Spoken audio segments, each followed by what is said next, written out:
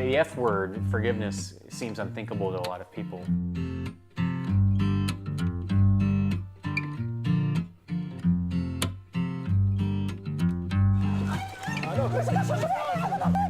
An Israeli soldier shot my 10 years old daughter, and after 2 days in the Israeli hospital, she died. David was shot by a sniper. You can't be proud of what you are, you know, as a sniper. You're an assassin. You know. Forgiveness doesn't mean it was permissible or justified.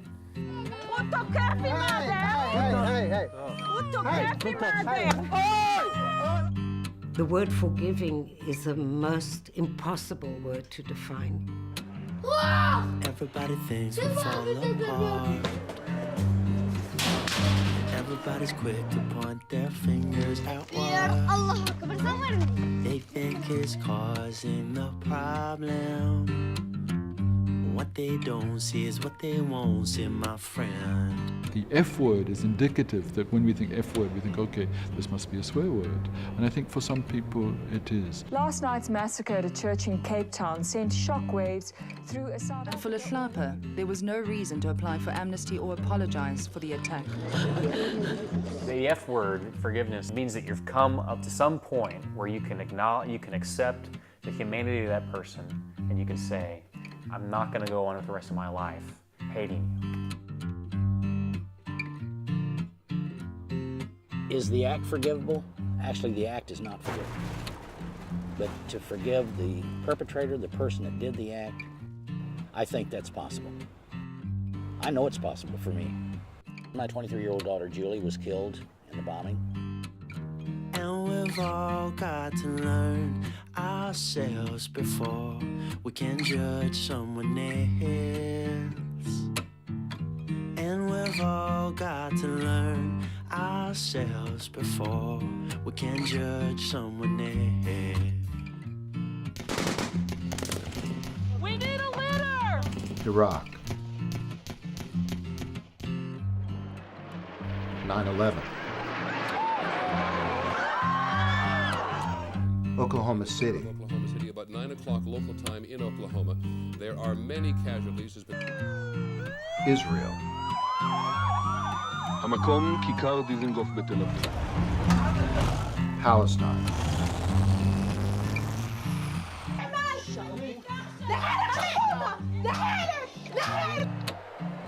South Africa. Uganda. Northern Ireland. Places and moments that are seared in our memories. But beneath the noisy shock and awe of the headlines are the real people whose lives are touched, sometimes destroyed, certainly transformed by these events. Everybody thinks we fall apart. My brother worked in the World Trade Center up on the 104th floor of the South Tower.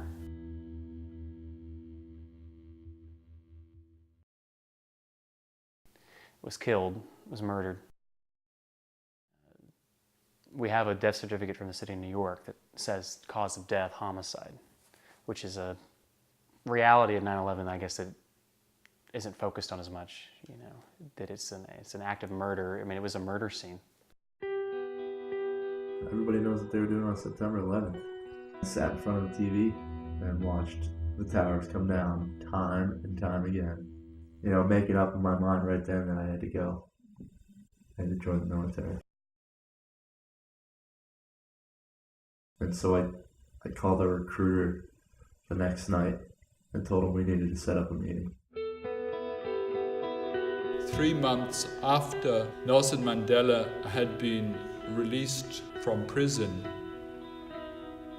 I received in the post 2 religious magazines. When I opened them, they exploded. I lost both my hands. I lost an eye. My eardrums were shattered. I was burnt, but miraculously survived. I remember when the war started in October, My initial reaction when I first heard about it was, you know, they're going to see what happens when you fuck with us. Oh, I'll tell you, if the people in the Middle East think this is going to help their view, they're wrong. Yeah, you tell them. They're wrong. We're coming to get you in Baghdad. We're coming to get you in Afghanistan. We're coming to get you. You know, in a real visceral, you know, when you're angry and in the car and someone cut, you know, that real just sort of, you know. After Tim McVeigh and Terry Nichols had been arrested and charged, I frankly didn't even want trials for either one of them. I simply wanted them fried. That was the vengeance and the hate that I was living with. My brother was killed, and I know who's responsible. The real reaction, or the only path they have at this moment, is to revenge. If you don't revenge for your brother being killed, then you are being a bad brother. You have no other choice.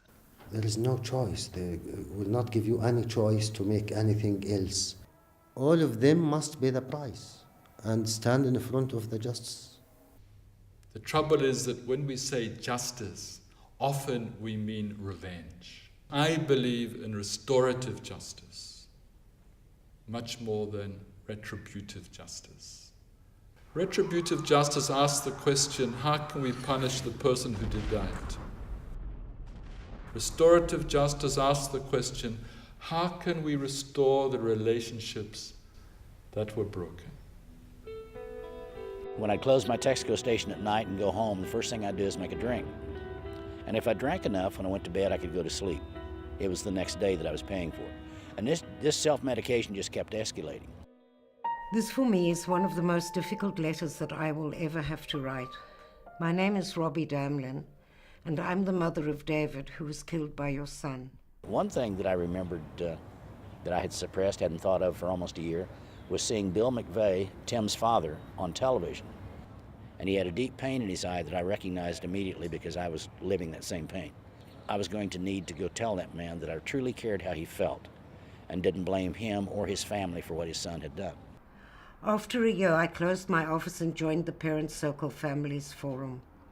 We are a group of Israeli and Palestinian families who have all lost an immediate family member in the conflict.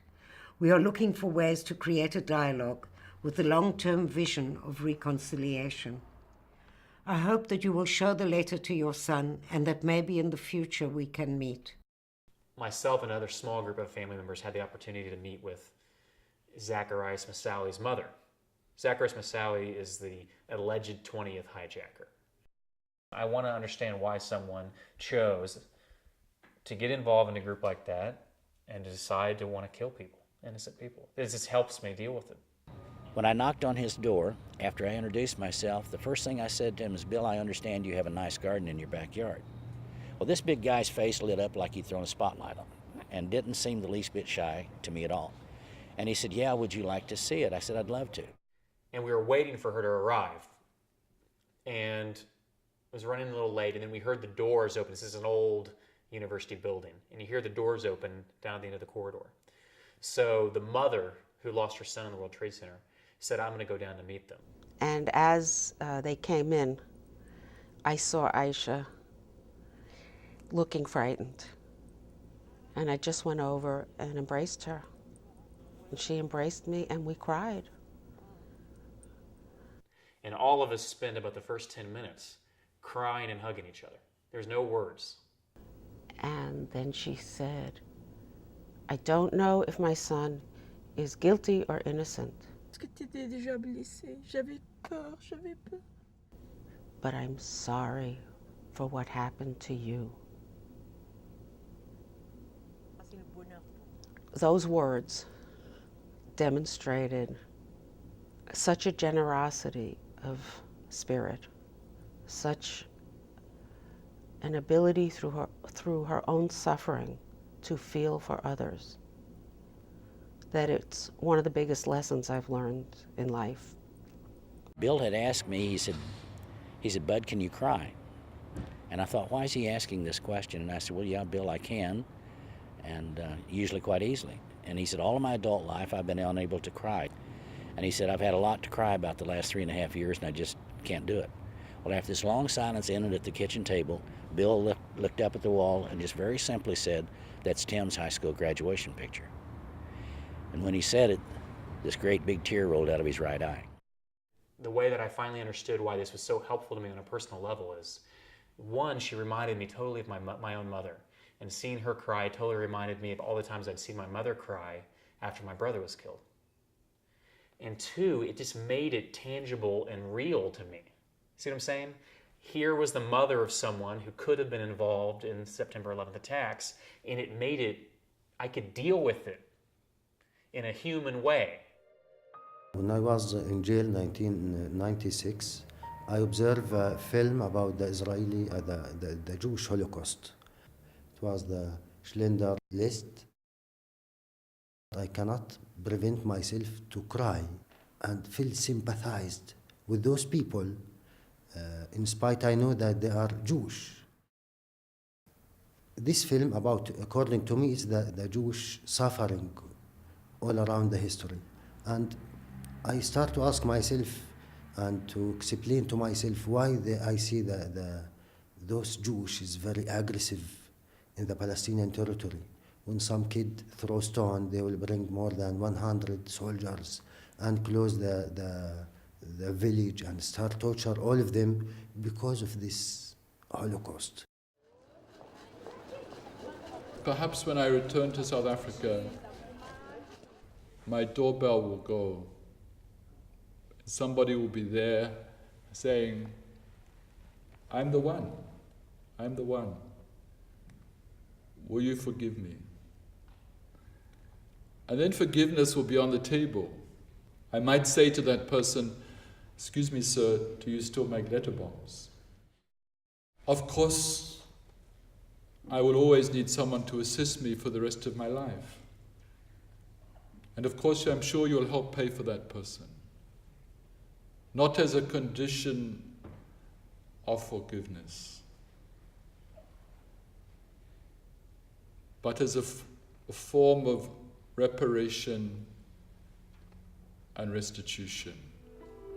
You know, it becomes a new terminology for feeling or talking. We're now going to have a dialogue and we'll all have hummus and chibukim, you know, and hug each other and be very nice. No. It's all complicated and mixed up. But I do know that it is a path that if we do not go on this path of seeking a way of living in dignity with each other, there'll just be endless families like mine. For what? So I'm not 50 years old and still waking up every day full of rage and anger at Muslim extremists and my brother for not leaving the tower when these other people left and all these things. I have to find a way to be able to come to some peace. I was able to feel in my heart that I had forgiven Tim McVeigh. When I was able to do that, I didn't release Tim McVeigh, I released myself.